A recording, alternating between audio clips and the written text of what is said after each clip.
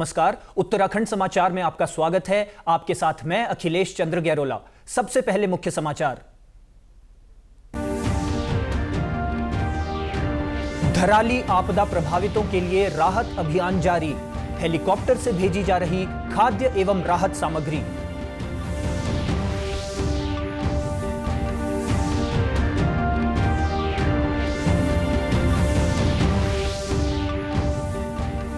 आपदा प्रभावित क्षेत्रों में ड्रोन उड़ान पर लगाई गई रोक। हेलीकॉप्टर उड़ान पर संभावित खतरे को देखते हुए लिया गया निर्णय।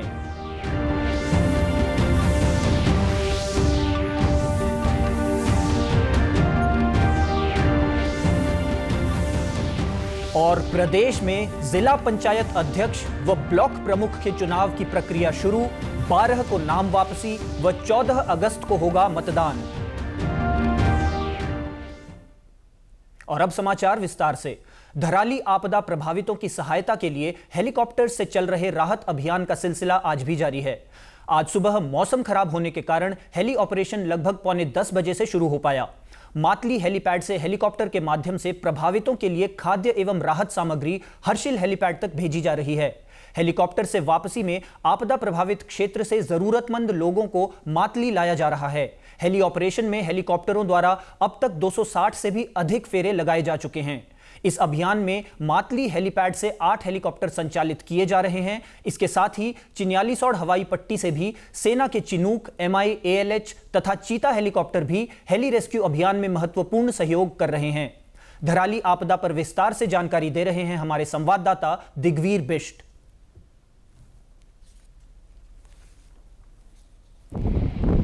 धराली में आई प्राकृतिक आपदा पर ग्राउंड जीरो पर डीडी न्यूज़ पहुंचा है और डीडी न्यूज़ ठीक आपको पूरा पहले लॉन्ग शॉट दिखाएगा कि आप देखिए कि पूरा धराली पूरा बाजार था, गांव था और यहाँ पे जो देश विदेश के पर्यटक हैं अक्सर यहाँ पे रहा करते थे।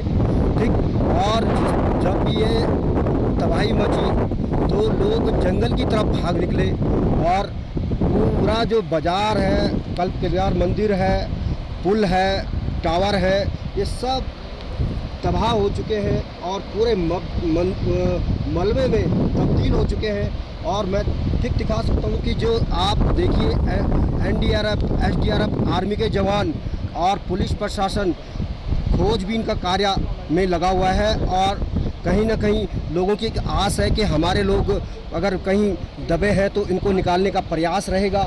लेकिन फिर भी जो तमाम टीमें लगी हुई है, शासन स्तर से लगा, प्रशासन स्तर से लगा हुआ है।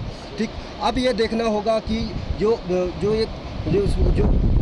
ये प्राकृतिक आपदा आई इसमें कितने लोग अभी तक मिसिंग है, इसका कुछ अनुमान नहीं लगा पाए कि कितने लोग हैं। लेकिन यही कह सकते हैं कि खोज बचाव का कार्य चल रहा है और आज 6वां दिन है रेस्क्यू का।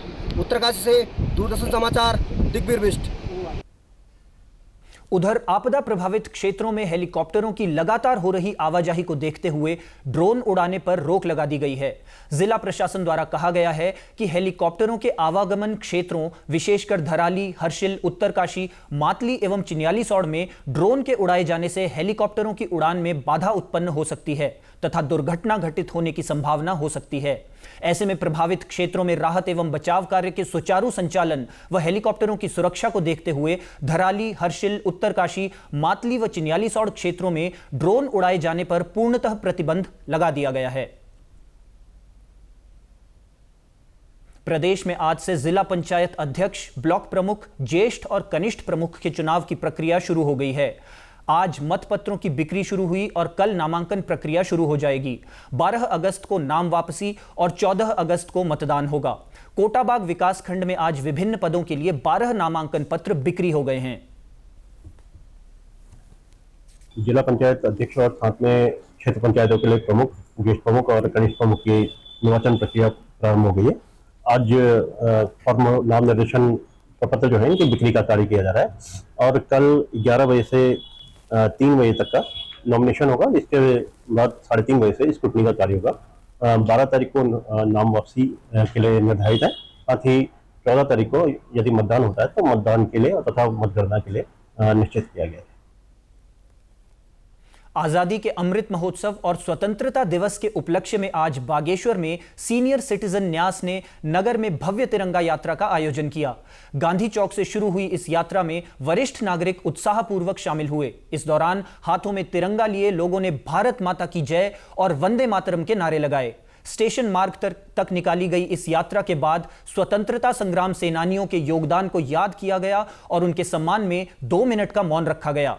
सभी ने देश की अखंडता व समृद्धि के लिए कार्य करने का संकल्प लिया।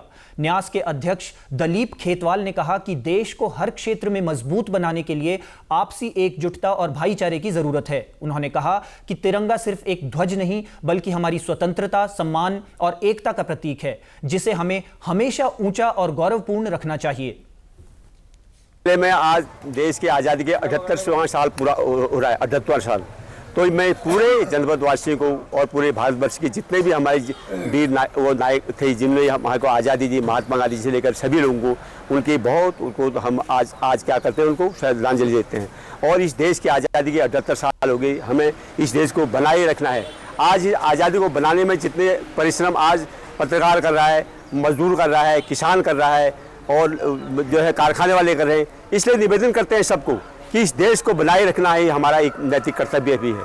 जब तक हम इस देश को, इस आज़ादी को अपना नहीं मानेंगे, अपना घर नहीं मानेंगे, अपना एक नैतिक धर्म नहीं मानेंगे इसको आज़ादी को, तब तक आज़ादी का कोई मतलब। आज हर आदमी आप देख लीजिए वो अपने मतलब पर ही लगा रहता है। लेकिन हम सबसे निवेदन करना चाहते हैं आपकी ये मीडिया के माध्यम से कि लोगों ने इस देश को अपना समझना चाहिए। स्वदेशी जागरण मंच की ओर से बागेश्वर में स्वदेशी अपनाओ अभियान के तहत रैली का आयोजन किया गया। कार्यक्रम की शुरुआत नुमाइश खेत मैदान से हुई, जहां बड़ी संख्या में स्थानीय व्यापारी, छात्र, महिलाएं और सामाजिक कार्यकर्ता शामिल हुए। इस दौरान स्वदेशी अपनाओ विदेशी भगाओ और देशी अपनाएं देश बचाएं का संदेश दिया गया। रैली के संयोजक स्वदेशी जागरण मंच के सह प्रांत संयोजक सज्जन लाल टमटा ने कहा कि स्वदेशी वस्तुओं का प्रयोग न केवल देश की अर्थव्यवस्था को मजबूती देता है बल्कि स्थानीय कारीगरों और उद्योगों को भी प्रोत्साहन मिलता है। उन्होंने युवाओं से अपील की कि वे कपड़े, खिलौने, इलेक्ट्रॉनिक्स और रोजमर्रा की जरूरत की चीजों में भी स्वदेशी उत्पाद को प्राथमिकता दें। रैली के समापन पर मंच के पदाधिकारियों ने सभी से संकल्प लेने का आह्वान किया कि वे आने वाले त्योहारों और दैनिक जीवन में स्वदेशी वस्तुओं को अपनाकर राष्ट्र हित में योगदान देंगे। मंच एवं स्वावलंबन अभियान भारत का यहाँ पर आज एक रैली निकाली जा रही है और स्वदेशी अपनाओ विदेशी भगाओ का हमारा नारा है। और आज हमारे देश में जो भारत में जो क्या कहते हैं बहुराष्ट्रीय कंपनियों का जो यहाँ पर प्रवेश हुआ है, जिसमें ऑनलाइन मार्केटिंग मुख्य इसकी समस्या है। और अगर हमारे देश में अगर स्वरोजगार का लोग अपनाएंगे तो हमारे देश की जो जीडीपी है वो निश्चित तौर पर बढ़ेगी। टनकपुर बागेश्वर रेल परियोजना की मांग को लेकर संघर्ष समिति ने बागेश्वर तहसील परिसर में प्रदर्शन किया।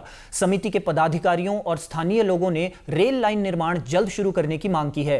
संघर्ष समिति का कहना है कि अगले चरण में जिला मुख्यालयों के साथ ही विधानसभा क्षेत्रों में भी रैलियां और धरने आयोजित किए जाएंगे। समिति के अध्यक्ष नीमा दफौटी ने कहा कि यह रेल परियोजना कुमाऊं मंडल के आर्थिक, सामाजिक और पर्यटन विकास के लिए बेहद जरूरी है। उन्होंने कहा कि जब तक परियोजना को मंजूरी और बजट आवंटन नहीं होता तब तक चरणबद्ध आंदोलन जारी रहेगा। मीडिया के द्वारा सुनने में आ रहा है कि ये केंद्र सरकार ने ये राज्य सरकार से रिपोर्ट मांगी है, तो उसके चलते अभी थोड़ी सी हमें ये लग रहा है कि शायद सर्वे पूरी हो चुकी है। तो इसमें जब तक बागेश्वर टनकपुर रेल मार्ग का ये धरातल पर योजना शुरू नहीं हो जाती तब तक हमें ये संघर्ष लगातार चलाते रहना है। इसी के साथ अभी तक के समाचार समाप्त हुए। दूरदर्शन समाचारों से जुड़े रहें। मिलते हैं फिर शाम 6:30 बजे के बुलेटिन में। नमस्कार।